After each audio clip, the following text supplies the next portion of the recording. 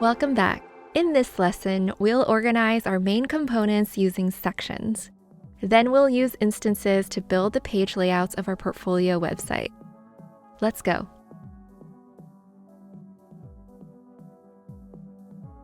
We'll start on the Components page. We've been moving our main components to this page throughout the course, but we haven't organized them beyond that.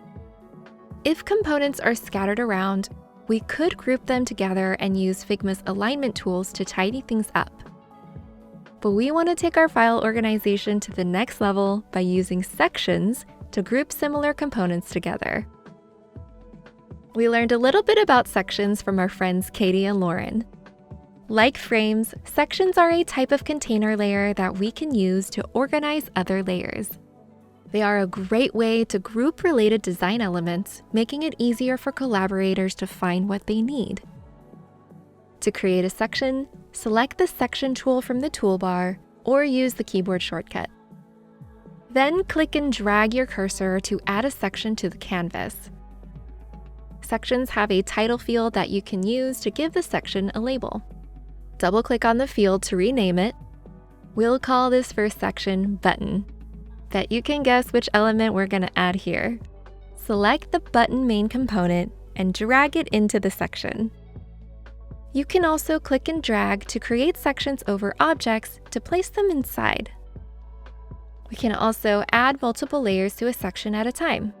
Our two hero elements, the personal bio and the impactful text block, serve a similar purpose, so let's add them to the same section. Select both components, right-click, then choose Wrap in New Section. We'll call this one Hero. Placing components in sections also organizes them in the Assets tab. Back to the canvas, we'll add additional individual sections for our nav bar, footer, and custom shapes, and a larger section for our remaining components. Feel free to use a different organization structure. Just make sure all of your components are inside a section before moving on. You can also change the background color of a section to improve color contrast and make it easier to scan and find the components you need. When making some of our components, we added a white background for a similar reason, to make them easier to read and see while we built them. Let's remove those white backgrounds from most of the components now, and use the section backgrounds instead, since we'll add instances of them from the Assets panel from now on. This will also make it easier to apply a single background color to our whole design. We'll do this for everything but the navigation component. When we get to prototyping, we'll want our page content to scroll behind the nav bar, and keeping the background will prevent the content from showing through. Let's change the fill color to a warm neutral color like this.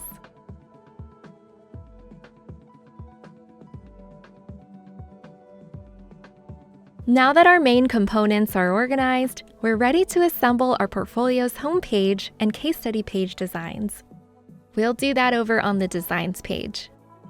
The canvas on this page should be completely blank, but it won't be for long.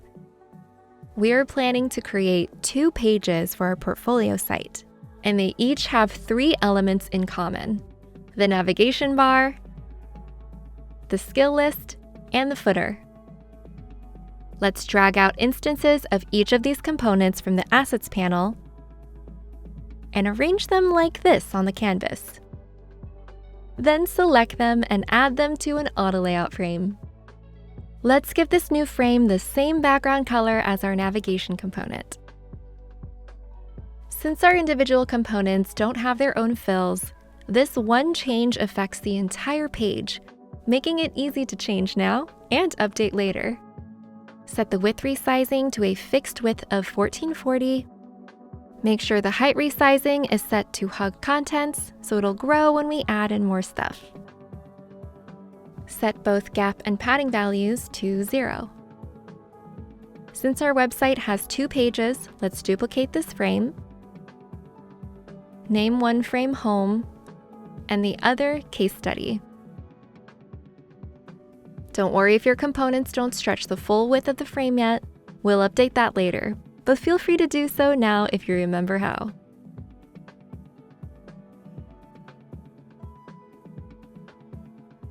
Now comes the fun part, building our page layouts. Starting with the home page, drag an instance of the Personal Bio main component into the home page frame. Position it between the navigation bar and the skills list, and watch as they automatically adjust to accommodate the new content. All of the work we did earlier to create building block elements are making this a seamless drag and drop experience. Imagine how easy this would be if you were collaborating on a team, since they'd be able to leverage the work that went into these components and move much more quickly when building out their own pages. Let's add the rest of the content to our home page, including a section heading and a few project cards. You can add additional cards either by dragging in new instances from the Assets tab or by duplicating an existing instance. No matter the method, the homepage frame will grow to accommodate the new content because its height resizing is set to hug contents. You can also reorder elements by clicking and dragging them inside the frame, or by selecting an element and using your arrow keys. Our homepage is taking shape, but there's one more step we need to take before moving on. Select the homepage frame and hit the Enter key on your keyboard to select all the child layers.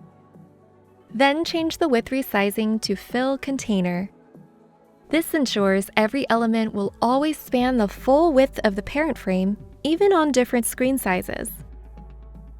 If you're wondering why we didn't do this in earlier videos, it's because the Fill Container option is only available when nested inside another frame.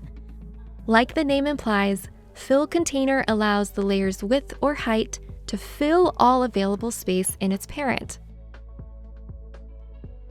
Once you're happy with the layout of your home page, we can move on to the case study page.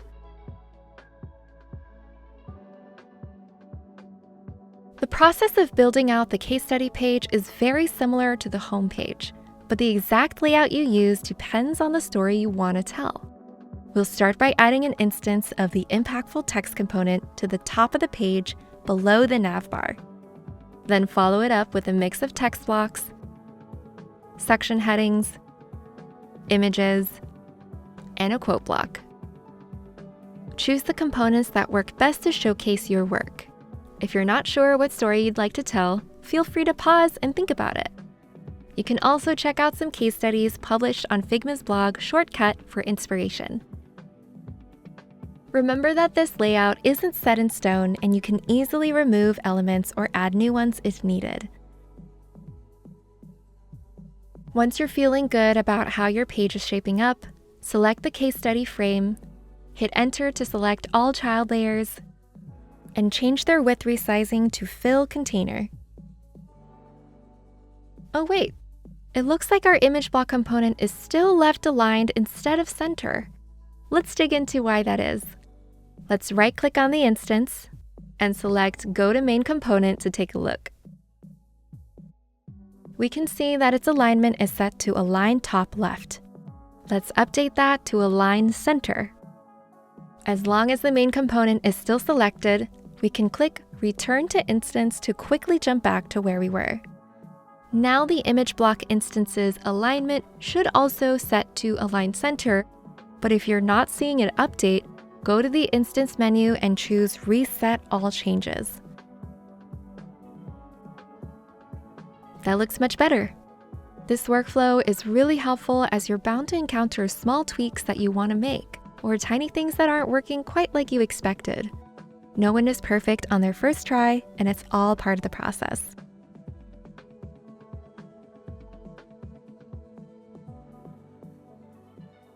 All of our portfolio pieces are in place, and our page layouts look great. Now we can start replacing the placeholder text and images with our own content. To edit a text string inside an instance, double-click on it and start typing. Or hold down the modifier key and click to deep select whatever layer is directly under your cursor. Feel free to make the content as long or as short as you want. Auto layout will take care of the rest. Want to add images? Double-click into the image placeholders and replace them with real content.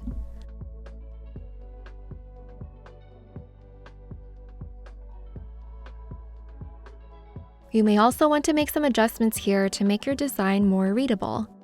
If your image is very dark, you could make the text white so it's easier to read. Or if your image is very saturated, you can reduce its opacity from the fill section in the right sidebar to something low like 10%. This lets the background color from the page show through the image so the image becomes more of an accent. Try exploring to see what you like. If you've used Figma Design or any of Figma's other products like Figma Slides or FigJam for a project, you can add snapshots of your work by right-clicking, choosing Copy as PNG, and pasting them right here.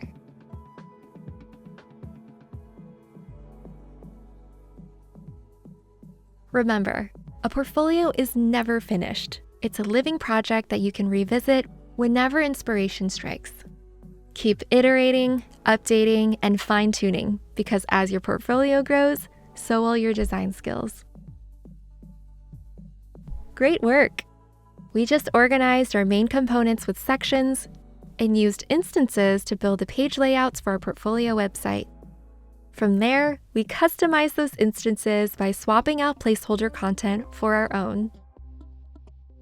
Up next, we'll bring our portfolio to life by adding interactivity with prototyping. See you there.